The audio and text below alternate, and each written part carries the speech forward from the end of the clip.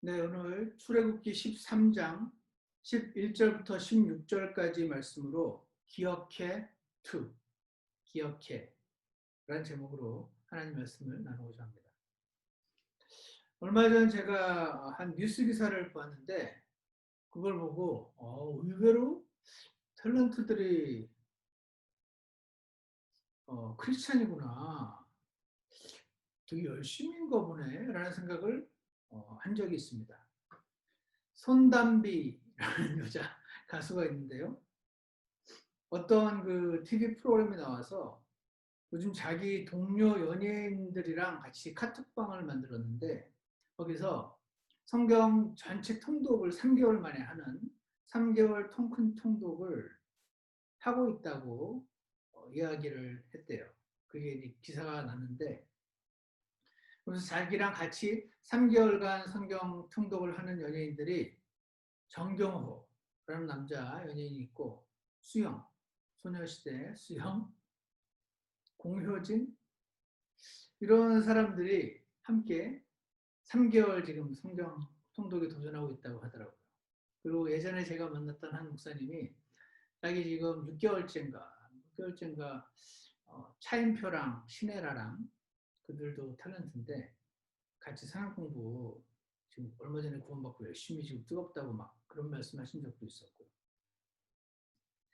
그 제가 그때도 그렇고 이번에도 그렇고 뭔가 연예인들은 굉장히 세상적이고 엄청 바쁘고 막 그럴 것 같은데, 와, 대단하다, 그런 생각을 한 적이 있습니다. 물론 이제 뭐 TV 탤런트들 경우 한 프로그램 끝나고 다음 프로그램 촬영 들어오기까지 시간이 많이 남는다고 하니까 그래서 하는 걸 수도 있습니다. 그렇다 쳐도 제게는 굉장히 신선한 충격이었습니다. 와, 크리스찬들은 이렇게 바쁘고 막 세상적으로 보이는데도, 연예인이어도 가수여도 탤런트여도 성경을 열심히 읽네. 와, 그 안에 생명이 있나 보네. 성경을 막 알고 싶어 하네. 열심히 공부하고 싶어 하네. 그런 생각을 해봤습니다. 여러분은 어떠신가요? 요즘 어떻게 성경 잘 읽고 계신가요? 최근에 우리도 코로나 사태를 맞이해서 지금까지 이제 한 장씩 말씀 묵상하는 프로그램을 운영하고 있었지만, 앞으로 남은 6개월, 연예인, 그 바쁜 연예인들도 3개월 통큰 통독을 한다는데 우리는 6개월 통큰 통독을 해보자 라고 집사님들하고 상의해서 광고를 드린 바 있죠. 생각보다 많은 분들이 이렇게 대답을 안 하셔서 부담스러우신가 생각을 제가 잠시 했습니다. 어떻게 대답을 안 했지만 열심히 하고 계신 분들도 계실 것이라고 생각을 하는데요. 왜, 왜 이렇게 바쁜 연예인들이, 아니 여러분처럼 바쁜 분들에게 교회에서 목사님이 왜 성경을 자꾸 읽으라고 하는 건가? 왜 성경을 우리가 읽어야 되는 거죠? 성경을 읽으면 어떻게 되죠? 하나님을 만나게 되죠. 하나님을 만나게 되면 어떻게 되죠? 우리의 시각이 하나님의 시각으로 바뀌게 되죠. 그럼 어떻게 되죠? 지금의 이 상황을 하나님의 시각으로 보게 되죠. 그리고 지금 나 자신도 하나님이 나를 보시듯이 볼 수 있게 되죠. 그럼 어떻게 되죠? 그러면 지금 이 상황을 감사할 수 있게 되죠. 그러니까 감사하니까 기쁘죠. 기쁜 가운데 거하게 되죠. 그럼 지금 막 해내야 되는 일이 있는데 그걸 이제 하기 싫어서 이렇게 미뤄두고 있던 사람도 새롭게 한번 해보자 하는 어떤 의욕을 하나님 이렇게 막 주시죠. 그리고 능력이 안 되는 것 같을 때는 또 능력까지 주셔가지고 해내게 만들어 주시죠. 그러면은 어떻게 되죠? 행복하겠죠. 그래서 저는 행복의 비결은 성경 읽기다. 크리스찬에게 있어서 행복의 비결은 성경 읽기다. 그래서 그 그 치열한 연예계에서 많은 연예인들이 크리스찬들이 된다고 하죠. 그래서 그런 거 아닌가. 막 되게 화려한 세상을 살아봐도 별거 없고 마음이 공허하니까 하나님을 찾는 사람들이 있는 거 아닌가. 그래서 저는 오늘 주제 행복의 비결은 성경 읽기다 라는 것을 여러분 기억하기 원하시는데 문제는 성경 읽기가 잘 안 된다는 거죠. 그래서 오늘의 주제는 우리가 성경을 읽기를 열심히 행복해지는데 하나님을 기쁘시게 하는 일인데 잘 안 되니까 어떤 시스템을 만들자. 어떤 체계, 정해진 시간이라든지 정해진 장소라든지 각자가 생각을 해서 주님 앞에 기도하셔서 만든 뭔가를 잡아서 그렇게 시스템을 만들어서라도 하나님 말씀을 읽자 하는 것이 오늘 말씀의 주제입니다. 그걸 기억해야 돼. 시스템을 만들어서라도 하나님 말씀을 읽어야 돼, 크리스찬은. 그래야만 살 수 있어. 그거를 기억해. 오늘 말씀의 주제인 것입니다. 근데 여러분 다 아시죠? 성경을 크리스찬들 읽어야 된다 하는 거 다 아시죠? 물은 어디 계세나요? 근데도 잘 안 읽어지죠. 아마 여러 종류의 서로 다른 이유가 있으실 겁니다. 어떤 분들은요, 목사님 제가 그거 한가하게 목사님처럼 읽고 있을 시간이 없어요. 그런 분들도 계실 수 있고. 아니면 어떤 분은 목사님 저 정도 성경 알면 그렇게 매일 안 읽어도 돼요. 이런 분들도 계실 수 있고. 어떤 분은 목사님 저는 정말 마음은 원이로되 정말 너무너무 바빠서 안 돼요. 하시는 분들. 어떤 분은 저는 솔직히 그렇게 바쁜 건 아닌데 왠지 손이 안 가요. 하시는 분들도 계실 거고. 어떤 분은 성경 열심히 읽으면 교회에서 상금을 줘야 되는데 올해는 상금을 안 준대요. 그래서 안 읽어요.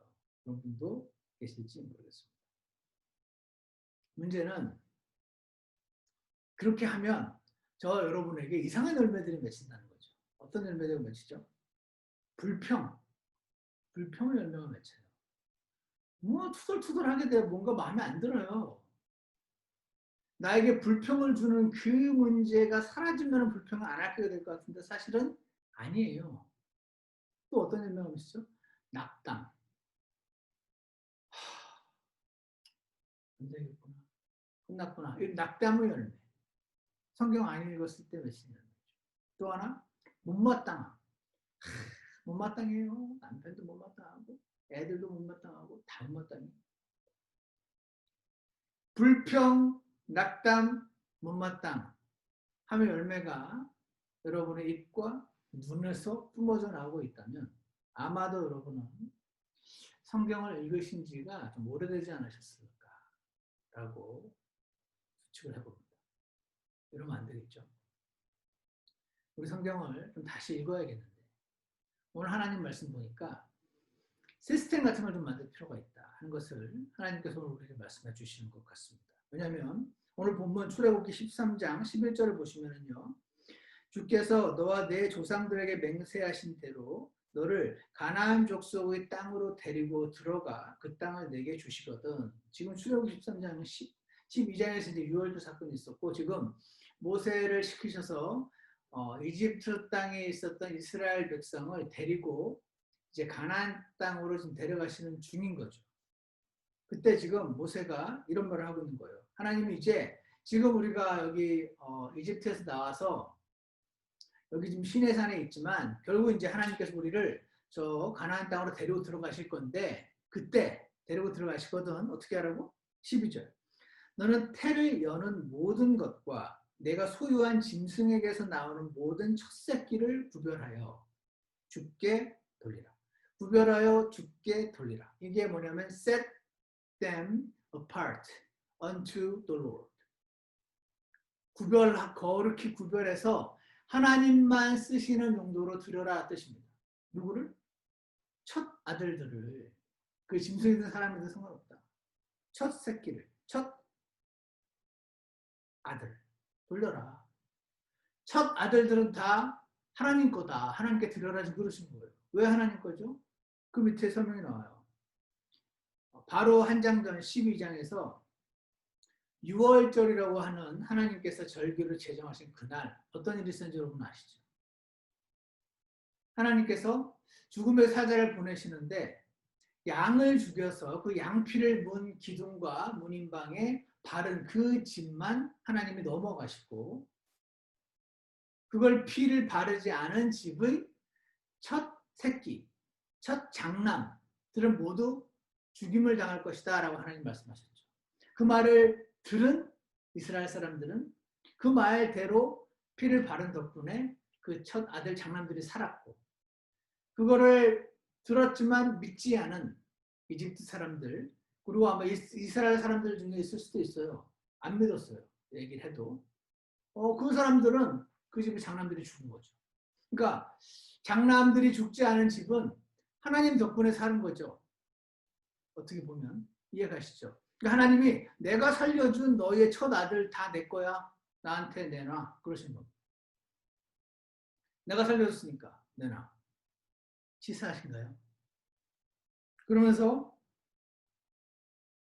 13절 그런데 너는 나귀의 첫 새끼는 다 어린 양으로 대속할 것이요 그것을 대속하지 아니하려거든 그것의 목을 꺾을 것이며 내 자손들 가운데 사람에게서 처음 난 모든 자는 대속할지니라 말이다. 이게 무슨 말이냐면 너희 첫 아들들 다 내 거야 내놔.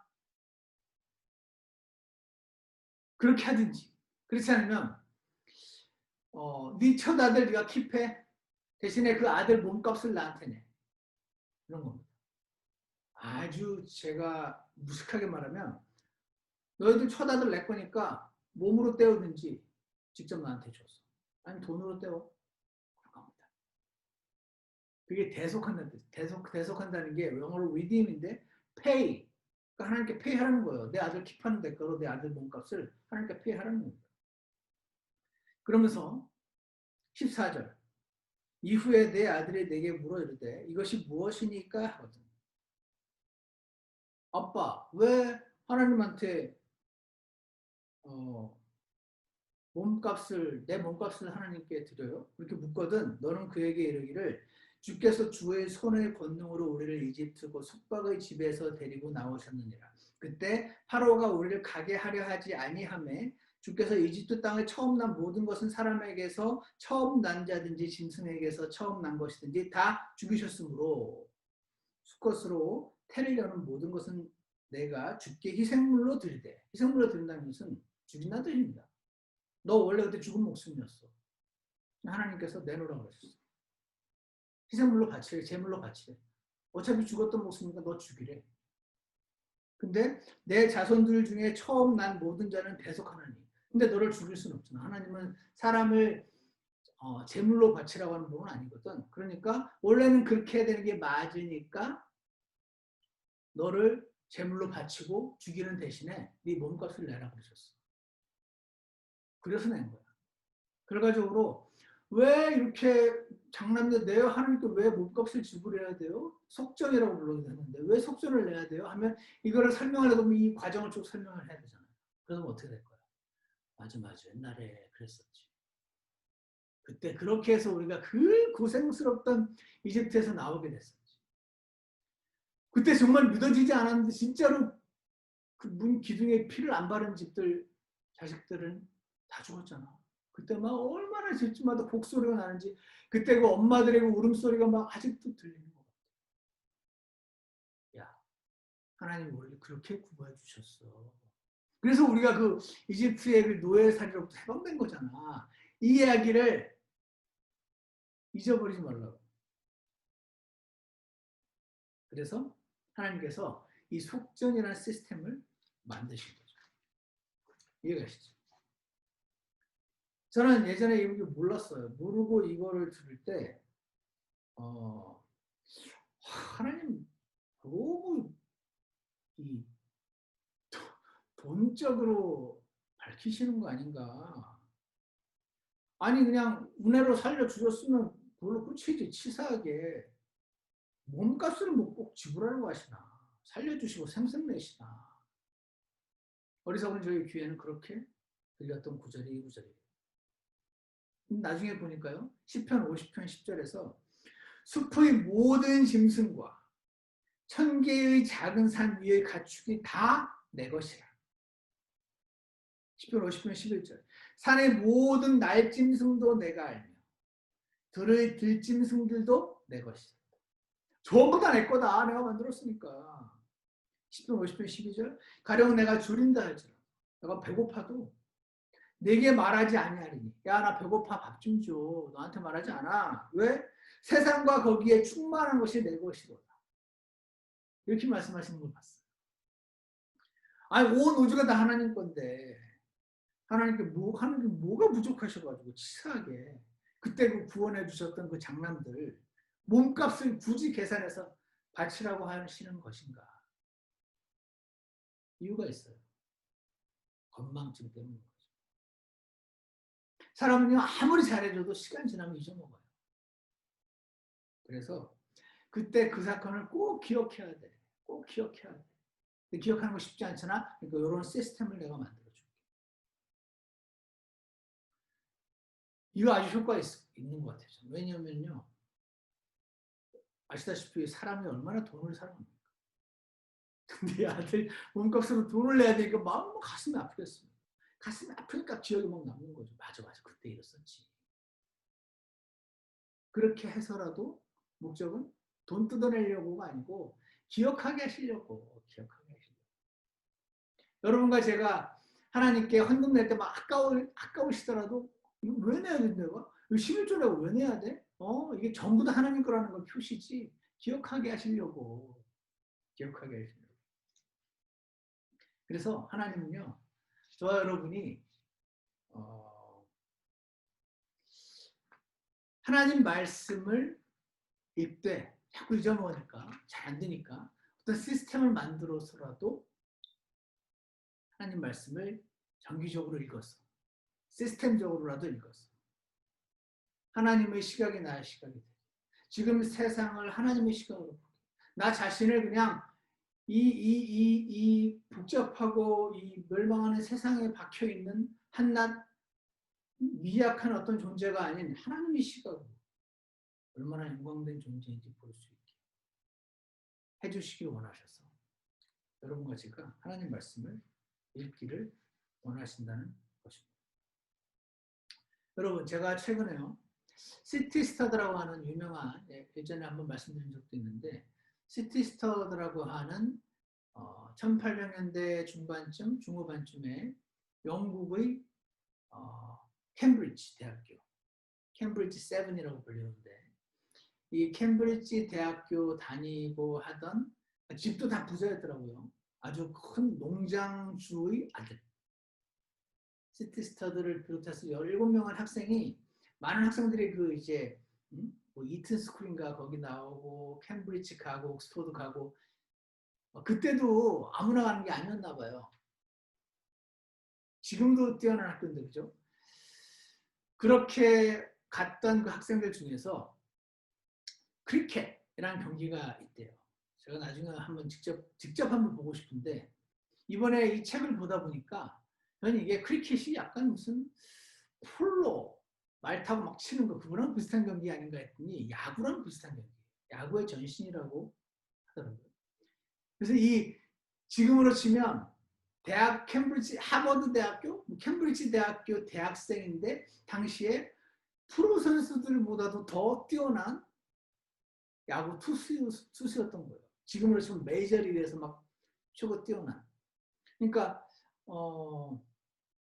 당시에도 지금도 그렇지만 당시에는 지금보다 더 오락거리가 부족한 시대 아닙니까?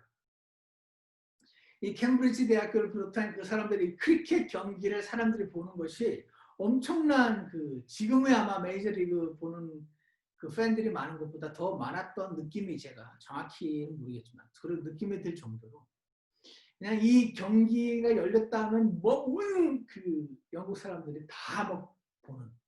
그래서 누가 뭐 투수로 잘 던지고 뭐 이겼고 하면은 이 존경과의 선망의 대상이 되는 게 지금의 메이저리그 최고 투수, 그 NBA 농구 최고 르브론 제임스 뭐 이런 사람보다 더 그런 사람급의 최고 인기 있는 사람 중에 하나가 바로 이 이 캠브리지 대학교 크리켓 주장이었던 이 스티스터드라는 학생이 있었어요. 이 사람은 구원을 받은 거예요. 그 아버지가 D.L. 무디라고 하는 유명한 그 복음 전하시는 분, 미국 사람이 있어요. 그 사람이 미국에서 건너와가지고 영국에서 복음을 전하는 그 집회에 가서 이 아버지가 구원을 받은 거죠. 엄청 이제 부자 농장 주인. 그래서 이 아버지가 자식들한테 다 복음을 전했고 나중에 어떤 복음 잘 전하는 사람이 데려가가지고 이 아들 삼형제가 다 구원을 받은 거예요.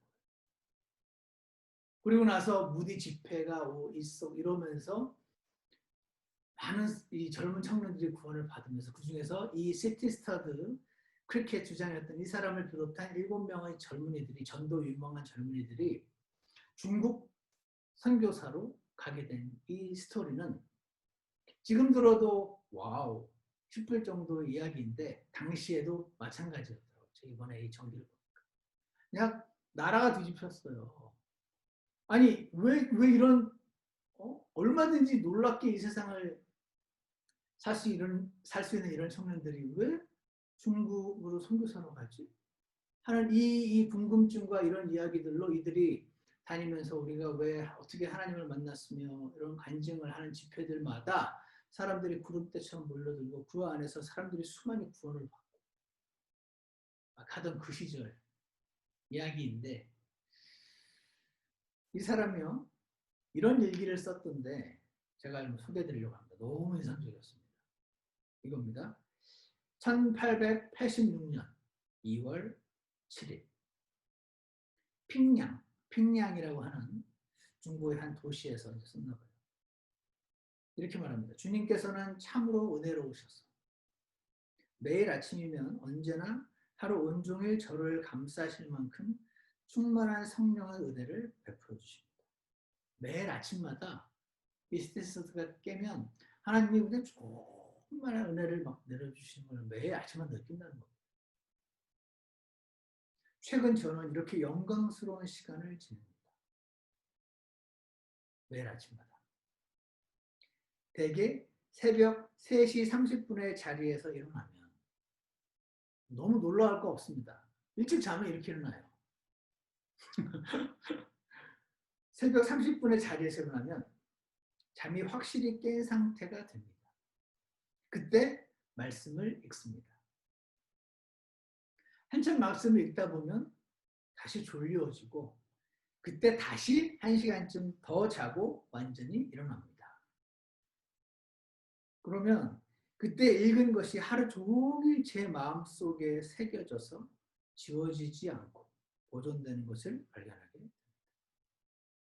그 시간이 가장 고요한 시간으로 인기척도 없고 아무 들리는 소리도 없이 유일하게 하나님의 음성만이 들리는 그런 시간입니다. 제가 이 시간을 놓치게 되면 아마 머리카락이 잘려 힘을 잃어버린 삼손이 된 느낌일 겁니다. 제가 이 글을 보면서요. 이 나이가 들어가면서 젊었을 때는 엄청 잠을 많이 잤는데 나이가 들면서 왜 새벽에 잘 깨시는 분들 있죠. 와, 그런 분들에게 너무 좋은 시스템이 될 수 있겠구나 이거. 왜냐면 시티스타드가 몇 시에 잤는지 모르겠지만 8, 9시에 잤다 치고 3시 반에 일어났는데 워낙 일찍이니까 그 시간에 깼다고 완전히 깨는 건 아닌 거죠. 근데 깼으니까 일단 다시 잠이 안 온다고 막 불평하는 게 아니고 그때 성경을 읽는데요. 그러고 나서 한참 읽다 보면 또 졸린 거죠. 그럼 그때 한번 더 자는 거예요. 그러고 나서 이 사람은 이제 1시간쯤 더 잔다는데 그러면 완전히 일어나는 거죠. 그럼 여러분 경험해 보셨습니까? 옛날에 시험 공부할 때 그 전날 밤에 뭔가를 안 외워져서 막 열심히 외웠는데 안 외워졌는데 그 다음날 아침에 자고 났는데 머릿속에서 기억나는 경험. 이제 저는 이 글을 보면서 그런 게 느껴지더라고요. 3시 반에 그때 일어나가지고 성경을 보는데 그러면 다시 자고 일어나요. 그럼 그 말씀이 하루 종일 머리에 남으면서 하루 종일 나에게 그 영양분을 공급해 줘가지고 이 힘으로 내가 삽니다. 이거 없으면 나는 머리칼 잘린 삼손처럼 힘이 없어. 무기력하게 살 겁니다. 불평하고 짜증내고 낙담하고 못마땅해 하면서 살 겁니다. 그런 말이더라고요.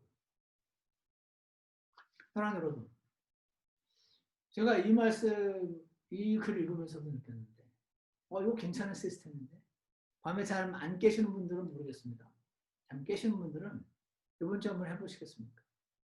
깨면 또 자려고 막 노력하지 마시고, 그때 일어나서 무조건 성경을 한번 펴보세요. 그러고 나서 다시 잠이 올 때까지 읽으시다가 다시 자는 거죠. 모르겠습니다. 저는 이 시스템이 완벽한 시스템이고 모든 사람이 이렇게 해야 된다 그 말을 하는 게 아닌 거 아시죠? 어떤 거라도 좋습니다. 어떤 거라도 좋지만 시스템을 만들어서라도 기억하라는 거였잖아요. 속전이 대속할 때 돈 내는 거. 이런 시스템을 만들어서라도 하나님 말씀을 읽어야 된다라고 이번 주에 하나님께서 제게 말씀해 주시더라고요. 그러면 우리는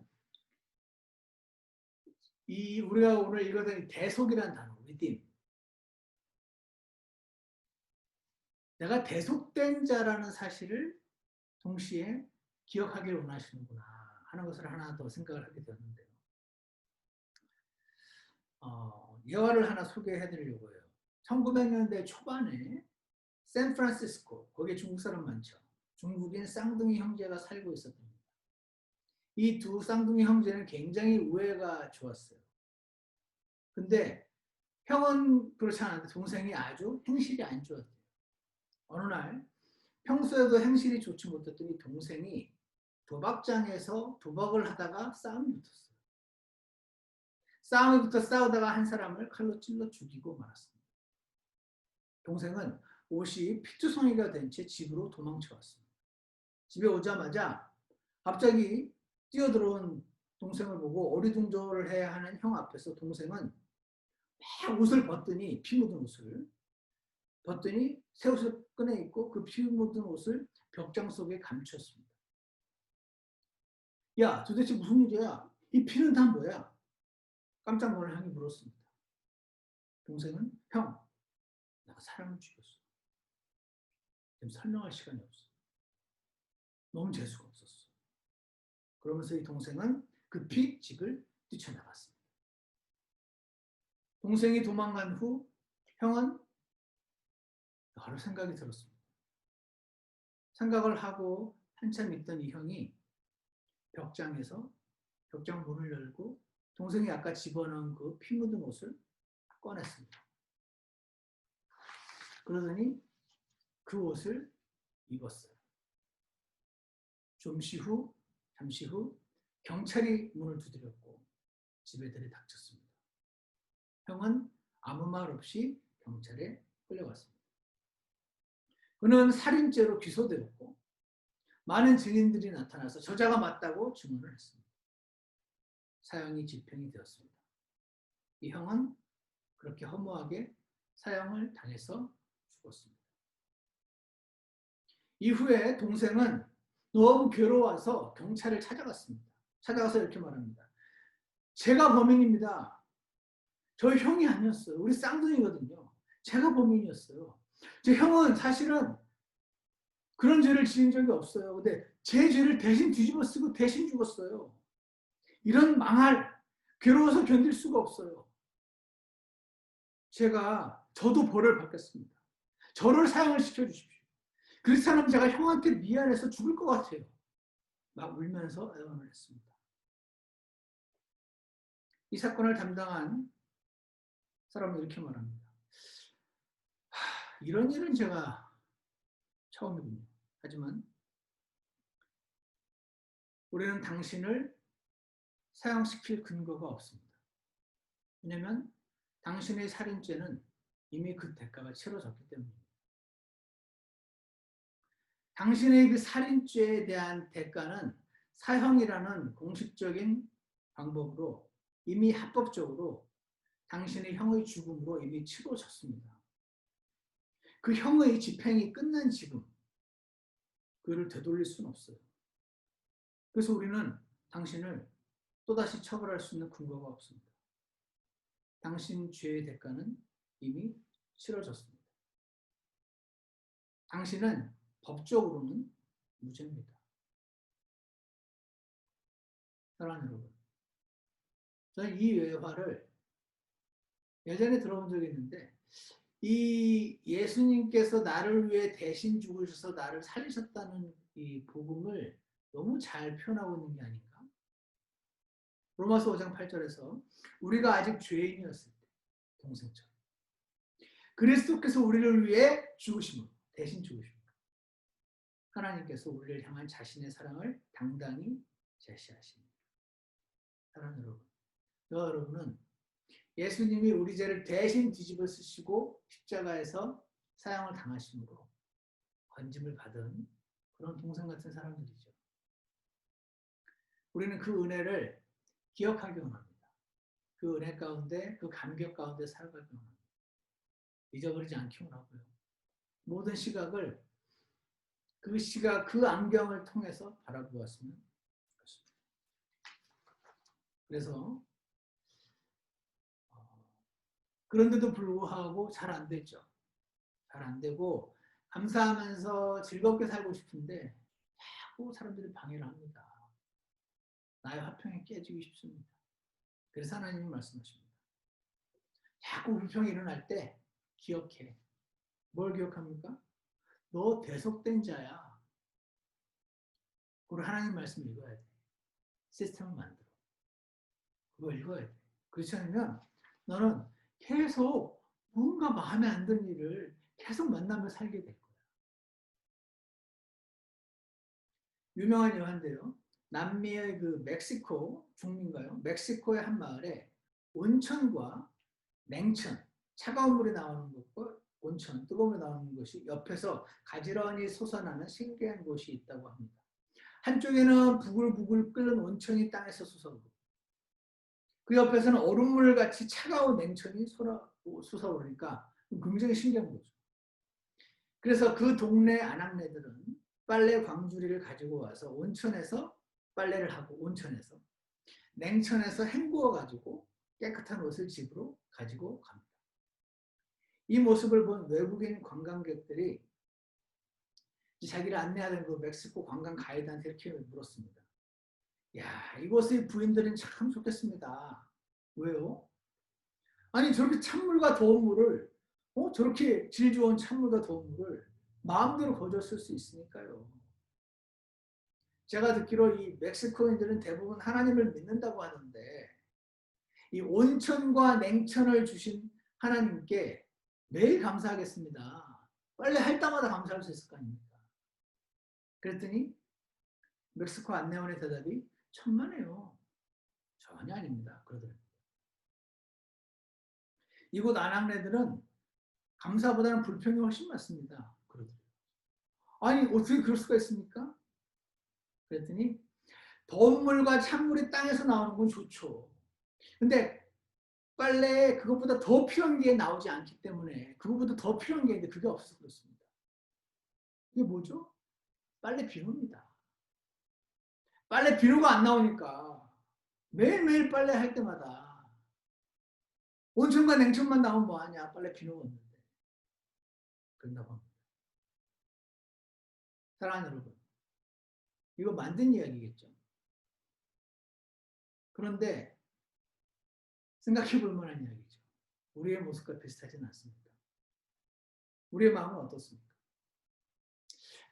이러면 안 되는데, 이러면 안 되는 거 아는데, 크리스찬인데, 성경 읽어야 되는데, 감사하고 살아야 되는데, 구원 받은 사람이잖아. 이 형이 대신 뒤집어 쓰고 죽어서 예수님이 내 대신 뒤집어 쓰고 죽어서 나를 지옥으로부터 건지셨는데 나 이렇게 살아와 건지신 거 아닌데 다 알지. 잘 안 되죠. 왜 안 되죠? 죄인이니까. 구속받은 죄인이니까. 여전히 죄성이 살아있으니까. 죄성이 너무 강한 겁니다. 우리 안에 생명이 너무 약하니까 이 죄성을 이기지 못하는 것입니다. 그래서 사랑하는 여러분,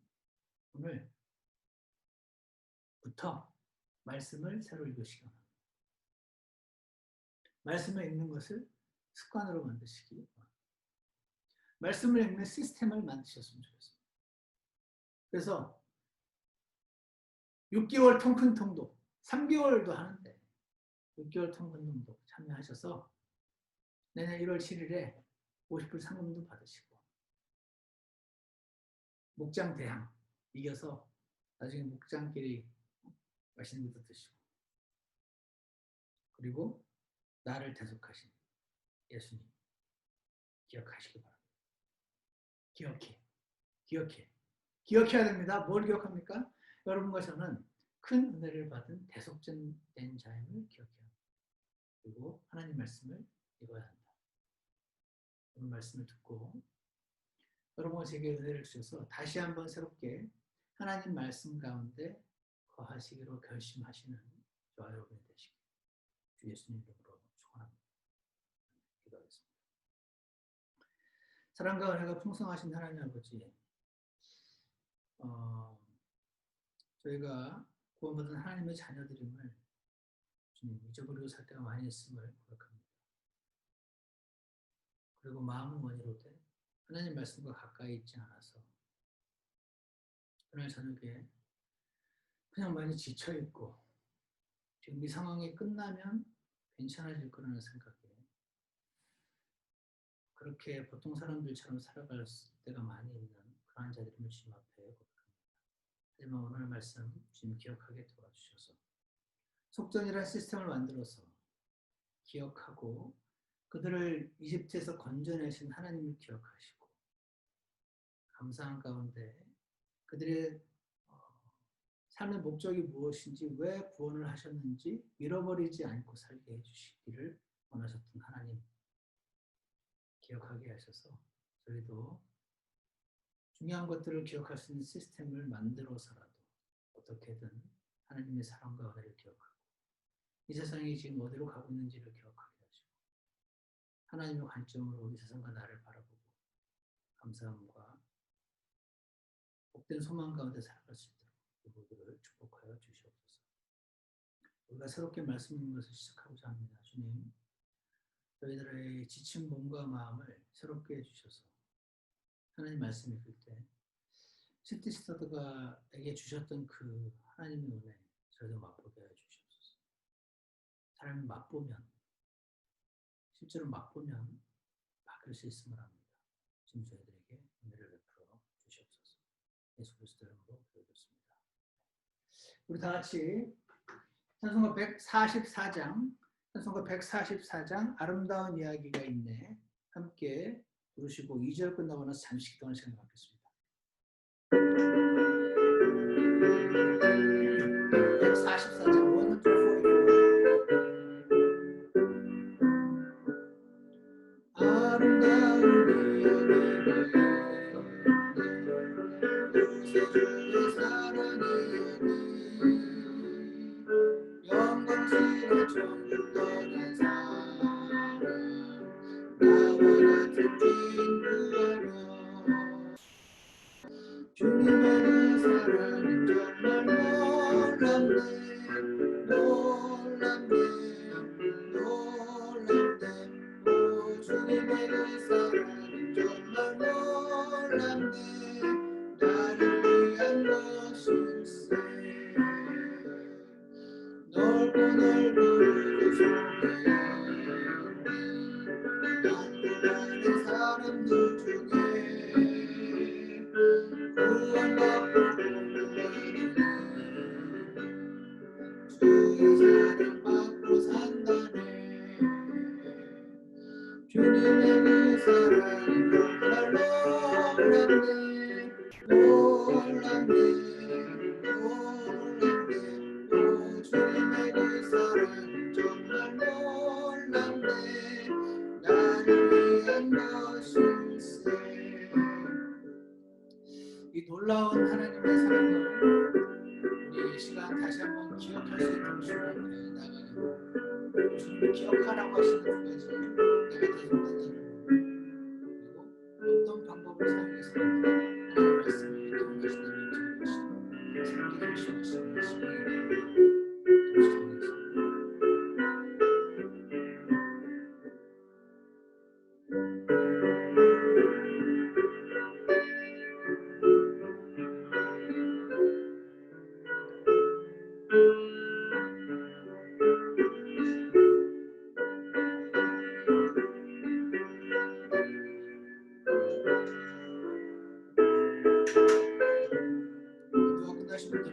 하시겠습니다.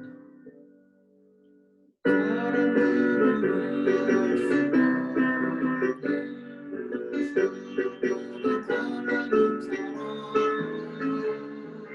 하나님 사랑 이 사랑이 나를 살게